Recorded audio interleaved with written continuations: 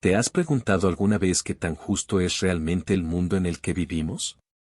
¿O si las decisiones que tomamos están influenciadas por factores que nunca controlamos?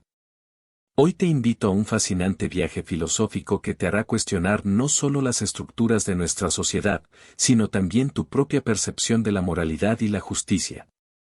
Exploraremos experimentos mentales que han cambiado la forma en que grandes pensadores han entendido el mundo, y puede que termines viendo la realidad de una manera completamente diferente.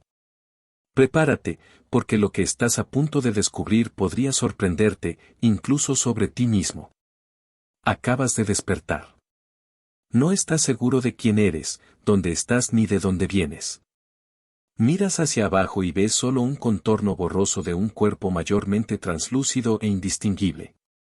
A tu alrededor hay un vasto espacio blanco aparentemente interminable. Frente a ti hay una gran pantalla. En ella, un icono dice, construye tu mundo. Empieza aquí. Presionas el icono y aparece una ventana que revela una lista de lo que parecen ser características, descripciones y reglas sobre cómo funciona un mundo, cómo funcionará la sociedad en la que nacerá según tus decisiones. Cada elemento de la lista tiene una descripción y la opción de activarlo o desactivarlo. Durante un tiempo indeterminado, lees la lista y seleccionas las condiciones de la sociedad en la que vivirás, las leyes y regulaciones, la forma en que las personas y los grupos serán tratados, los derechos que tendrán. Cómo serán ayudados, qué estará permitido y qué prohibido, cómo se distribuirán y redistribuirán la riqueza, los bienes y el trabajo, entre otros aspectos. Pronto te das cuenta de un problema, no sabes quién serás. No sabes si serás negro, blanco, asiático, hispano, y así sucesivamente. No sabes si serás hombre o mujer, si tendrás alguna discapacidad o serás completamente capaz. No sabes qué te gustará, cuál será tu sexualidad o si nacerás en una familia rica o pobre. No sabes nada sobre ti. Rápidamente determinas que lo mejor que puedes hacer es asegurarte de que el mundo que creas trate a todos de manera justa y equitativa para que, sin importar quién seas al nacer, incluso si eres uno de los menos favorecidos, aún tengas una oportunidad justa de llevar una vida placentera y próspera. Terminas. Revisas tu trabajo, satisfecho con lo que has creado. Luego, al final de la pantalla, presionas finalizar. Esto es una versión del experimento mental conocido como el velo de la ignorancia o la posición original, que fue formulado originalmente por el filósofo estadounidense John Rawls en su libro Teoría de la Justicia.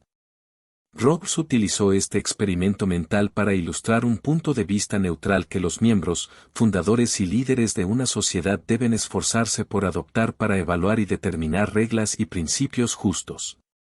Aunque este experimento mental promueve indiscutiblemente un ideal muy útil sobre cómo deberíamos considerar y aspirar a una sociedad justa y equitativa, pronto descubrimos un problema con él. La aparente imposibilidad de que alguien pueda alcanzar realmente una posición así. El propio Rawls entendió que este era el caso cuando escribió, la posición original es una situación puramente hipotética. La concepción de la posición original no pretende explicar la conducta humana, excepto en la medida en que intenta dar cuenta de los juicios morales y ayuda a explicar que tengamos un sentido de justicia al referirse a una perspectiva de equilibrio y neutralidad. Continúa, es dudoso que uno pueda alcanzar este estado. Y aquí llegamos a nuestro primer problema filosófico, el problema de la equidad. ¿Cómo definimos y aplicamos la equidad en un mundo donde todos solo pueden tomar decisiones y determinar reglas y principios desde posiciones parcializadas, sesgadas y egoístas? ¿Es siquiera posible la verdadera equidad? El velo de la ignorancia no solo plantea el problema de la equidad y la justicia, sino que también resalta el problema de la suerte. Por supuesto, en realidad no sabemos ni elegimos quién seremos al nacer o en qué sociedad naceremos. Por lo tanto, el hecho de que nazcamos en una sociedad específica como alguien favorecido o no por dicha sociedad depende completamente de la suerte. Además, todos los eventos incontrolables que nos suceden a lo largo de nuestra vida, sin importar quiénes somos o dónde nacemos, también son producto de la suerte. Esto nos lleva a nuestro segundo problema filosófico, el problema de la suerte moral. El término suerte moral fue introducido por primera vez por el filósofo inglés Bernard Williams en 1976 y desarrollado principalmente por el filósofo estadounidense Thomas Nagel. En términos generales, la suerte moral se refiere a situaciones en las que a un agente moral se le otorga cierto grado de culpa o alabanza moral por una acción, aunque el individuo no tenía control sobre la acción, sus consecuencias o sus circunstancias personales, las cuales influyeron en el grado de culpa o alabanza moral que recibió. Para ser claros, un agente moral aquí se refiere a un individuo que tiene la capacidad de pensar en términos de lo correcto e incorrecto y puede decidir actuar en consecuencia.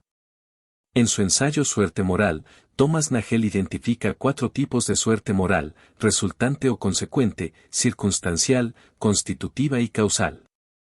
Las situaciones que contienen suerte moral resultante son casos en los que se asigna culpa moral a un individuo, o no, basándose principalmente en las consecuencias de sus acciones, y no meramente en la acción misma.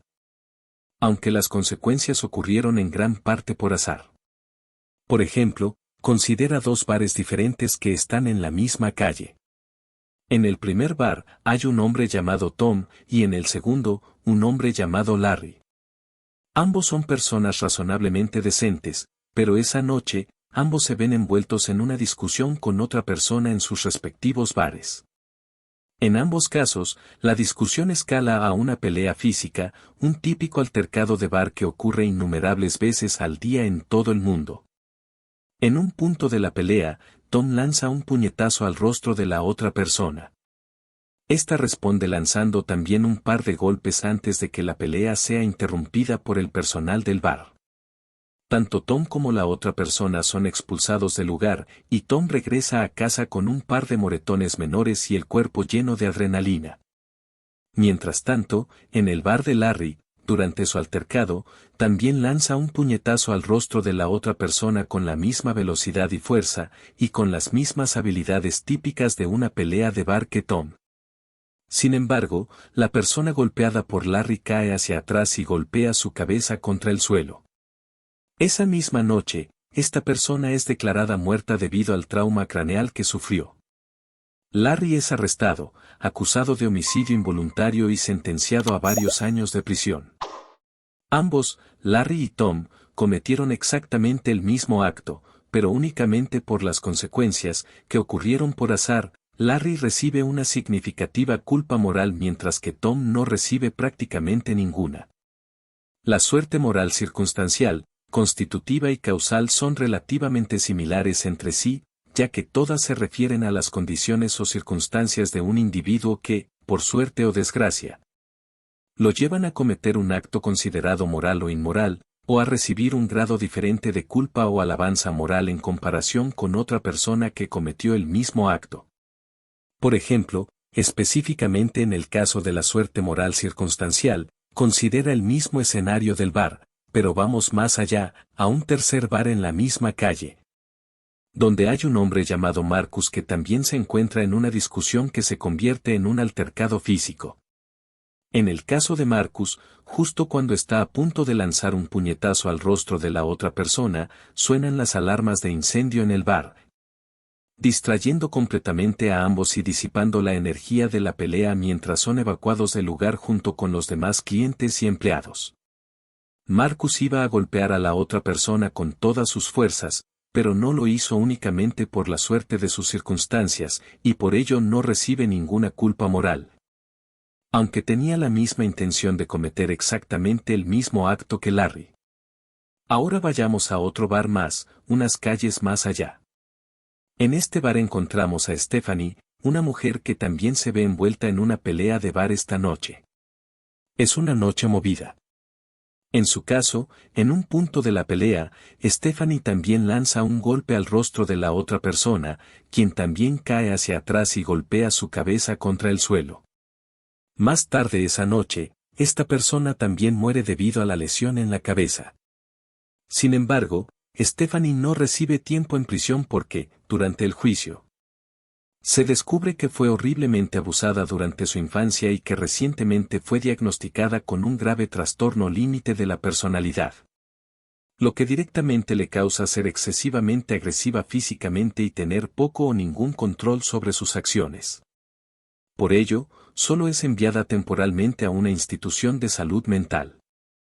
En este caso, Stephanie experimenta lo que se conoce como suerte moral constitutiva, ya que aunque sus acciones y consecuencias son idénticas a las de Larry, las condiciones de su vida que la llevaron a ser como es afectaron o redujeron la culpa moral que se le asigna. Este caso puede parecer razonable, Stephanie recibe menos culpa moral debido a sus circunstancias, pero volvamos a Larry. Larry no fue abusado en su infancia, no tuvo una vida particularmente inusual y no ha sido diagnosticado con ninguna enfermedad mental. Simplemente estaba un poco cansado esa noche y tiene una personalidad un tanto egoísta y agresiva por naturaleza. A primera vista, Larry parece ser el individuo más culpable moralmente, pero, ¿Larry eligió estar cansado y de mal humor esa noche? ¿Quién elegiría eso? ¿Larry eligió ser un poco egoísta y físicamente agresivo en general? Larry no es la causa original de Larry. Lo que lo hizo ser así fue simplemente una serie de circunstancias externas que él no podía controlar, quién lo crió, a qué estuvo expuesto, qué le sucedió y demás. Además de las tendencias conductuales internas causadas por su genética, las cuales tampoco decidió o controló. Si esto es cierto, ¿cómo es Larry más moralmente responsable de haber estado en una pelea esa noche que alguien como Stephanie? Según la teoría de Nagel, el caso de Larry incluye el último tipo de suerte moral o desgracia, la suerte moral causal. Con esto en mente, si los actos morales realizados por un agente moral requieren la capacidad de evaluar lo correcto e incorrecto y tomar decisiones en consecuencia, ¿puede alguien realmente ser moralmente responsable de sus acciones si éstas son inevitablemente causadas por otras acciones y eventos que no eran suyos, sobre los que nunca tuvo control o decisión? Por supuesto, nada de esto significa que no debería haber consecuencias. Puede y debe haberlas, pero eso no niega el punto anterior.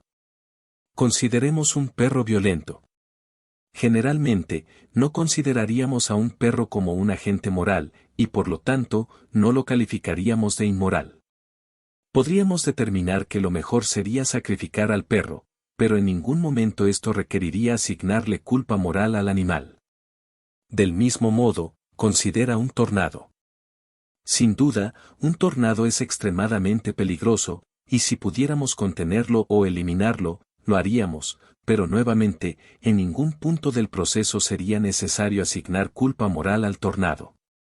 Entonces, ¿por qué lo hacemos con nosotros mismos? ¿Somos tan egocéntricos como para pensar que de alguna manera somos la única excepción dentro de la naturaleza, por encima de ella, el único ser capaz de escapar a lo que la naturaleza nos ha impulsado a hacer? Somos conscientes, pero ¿qué formó nuestra conciencia? Un ser humano, escribió Albert Einstein, es parte de un todo llamado por nosotros universo, una parte limitada en tiempo y espacio. Se experimenta a sí mismo, sus pensamientos y sentimientos, como algo separado del resto, una especie de ilusión óptica de su conciencia. Esto nos lleva a nuestro tercer y último problema filosófico, el problema del conocimiento moral. ¿Qué es la moralidad? ¿En qué debemos basarla? ¿Existe algo objetivamente verdadero sobre la moralidad? Este problema tiene sus raíces en el clásico problema filosófico conocido como el problema del ser y el deber ser, establecido por primera vez por el filósofo escocés David Hume en el siglo XVIII. El problema del ser y el deber ser surge cuando uno intenta hacer afirmaciones éticas sobre cómo el mundo debería ser y cómo deberíamos comportarnos en él basándonos en hechos sobre cómo el mundo es. Hume sugirió que los hechos necesitan combinarse con supuestos éticos para llegar a cualquier tipo de declaración ética. Sin embargo, llegamos a estos supuestos éticos únicamente a través de interpretaciones subjetivas, porque ¿en qué otro fundamento podemos basar y formar nuestras interpretaciones? En términos generales, solo podemos y solemos determinar principios morales a través de los siguientes métodos: doctrinas espirituales o religiosas, respuestas emocionales y la ciencia y la razón. Pero el problema es que todos estos métodos dependen de supuestos, de la subjetividad o de ambos. Cuando derivamos principios morales de fuentes espirituales o religiosas, el problema radica en las propias fuentes de esas doctrinas espirituales o religiosas. Para que las doctrinas religiosas sean objetivamente verdaderas, la religión misma debe ser objetivamente verdadera, ¿y qué pruebas tenemos para concluir esto? El problema de basar la moralidad en las emociones es, por supuesto, que las emociones están inextricablemente ligadas a la percepción subjetiva del individuo, influenciada por factores como nuestro trasfondo cultural, temperamento, crianza, y más. Por último, aparentemente el método más sólido para afirmar principios morales es a través de la ciencia y la razón. En su obra El paisaje moral, el filósofo Sam Harris argumenta que la moralidad puede derivarse del conocimiento científico sobre cómo es el mundo. Porque los valores morales son hechos sobre el bienestar de las criaturas conscientes. Por lo tanto, al comprender qué acciones o eventos maximizan el placer o el bienestar de las criaturas conscientes y cuáles causan daño y sufrimiento, podemos determinar verdades morales objetivas sobre lo bueno y lo malo. Sin embargo, incluso aquí, Harris y otros defensores de esta teoría parecen introducir subrepticiamente un supuesto inicial, que debemos maximizar el bienestar como un hecho objetivo. Pero, ¿en qué base fundamentamos esta afirmación?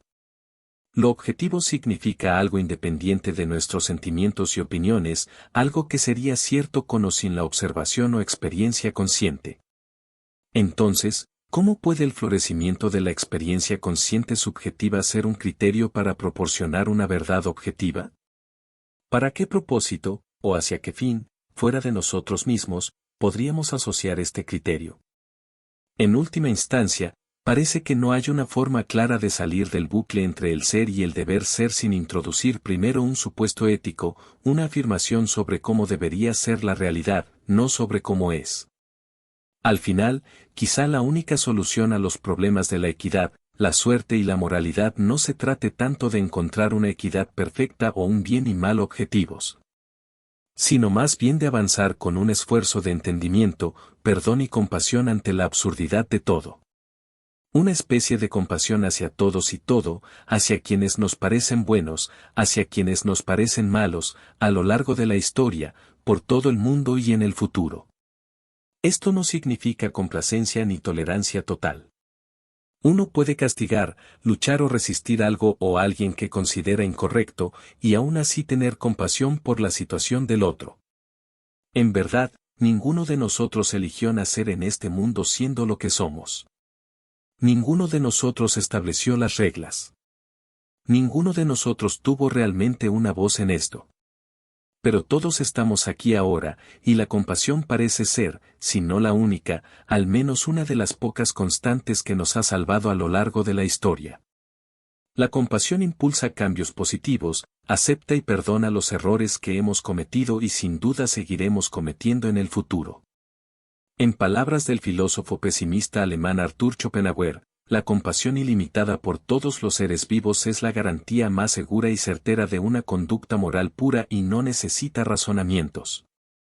Quien esté lleno de ella seguramente no dañará a nadie, no perjudicará a nadie, no invadirá los derechos de nadie. Más bien, tendrá consideración por todos, perdonará a todos, ayudará a todos en la medida de lo posible, y todas sus acciones estarán marcadas por la justicia y la bondad amorosa. Después de todo, ninguno de nosotros eligió las circunstancias de su nacimiento ni las reglas del juego al que hemos sido lanzados. Pero lo que sí podemos elegir es cómo actuamos y cómo tratamos a los demás en este absurdo pero maravilloso viaje llamado vida. Quizás la clave no sea encontrar respuestas perfectas, sino avanzar con compasión, entendimiento y un esfuerzo constante por construir un mundo más justo. Si este video te hizo reflexionar, compártelo con alguien más. Y recuerda, el cambio comienza en cómo decidimos ver y tratar el mundo que nos rodea. Gracias por acompañarme en esta exploración y nos vemos en el próximo video.